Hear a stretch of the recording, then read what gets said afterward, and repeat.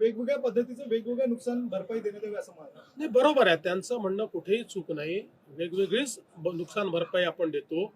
म्हणून मी सांगितलं की आपण ऑलरेडी सगळ्या कलेक्टरांना घराच्या नुकसानीबद्दल त्या ठिकाणी अधिकार दिलेले आहेत, जनावराच्या नुकसानीबद्दल अधिकार दिलेले आहेत.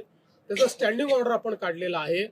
त्यामुळे तसं असेसमेंट घेऊन जिथे घर पूर्णपणे गेलं असेल त्याला किती पैसे द्यायचे, पार्शली गेलं असेल तर किती द्यायचे, जनावर वाहून गेलं असेल तर आपण किती द्यायचे. त्यातही आता पूर्वी आपण असं म्हणायचो की ते पोस्टमॉर्टमचा रिपोर्ट वगैरे पाहिजे, पण वाहून गेलेल्या जनावराचा पोस्टमॉर्टमचा रिपोर्ट मिळत नाही. त्यामुळे ते जनावराच्या संदर्भात आपण त्यांनी लसीकरण केलं असेल तर लसीकरणाची पावती त्यांच्याकडे असेल त्याला आपण प्रमाण मानू.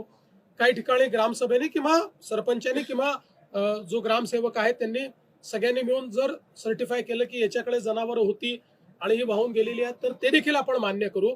अशा सगळ्या प्रकारच्या शिथिलता आपण आणतो. त्यामुळे घरांकरता, जनावरांकरता आणि शेतीकरता वेगवेगळ्या प्रकारची नुकसान भरपाई देण्यात येणार.